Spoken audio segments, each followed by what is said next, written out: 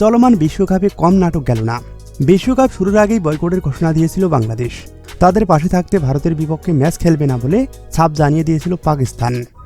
Bharat Pakistan match মাঠে না করালে ৬,০০০ কোটি টাকার লোকসান হবে আইসিসির। এমন সম্ভাবনা থেকে দৌড়ঝাঁপ শুরু করে দিয়েছে বিশ্ব ক্রিকেটের সর্বোচ্চ নিয়ন্ত্রক সংস্থা। বাংলাদেশের পক্ষে ৩টি শর্ত জুড়ে দেয় পাকিস্তান, যা মেনে নিয়েই অবশেষে মাঠে গড়ায় বহুল কাঙ্ক্ষিত ভারত পাকিস্তান ম্যাচ। আর এই ম্যাচ মাঠে গড়াতে কঠিন এক ধাক্কা গেছে আইসিসির উপর দিয়ে। আর সে কারণে এবার নড়ে চড়ে বসেছে তারা, যার প্রভাব পড়তে যাচ্ছে বৈশ্বিক টুর্নামেন্টে। বাংলাদেশ পাকিস্তানের আপত্তিতে ভবিষ্যতে আইসিসি ইভেন্টগুলো আর ভারতে আয়োজন না করার প্রস্তাব দিয়েছে আইসিসি। ভারতে বিশ্বকাপ কিংবা চ্যাম্পিয়ন ট্রফি হলে বেঁকে বসে পাকিস্তান।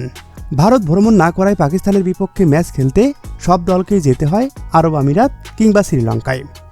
ভারত ভ্রমণ করতে না চাওয়ার তালিকায় এবার যোগ দিয়েছে বাংলাদেশ।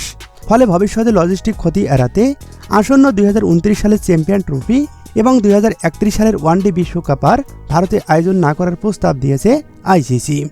সেক্ষেত্রে সম্ভাব্য ভেন্যু হতে পারে অস্ট্রেলিয়া।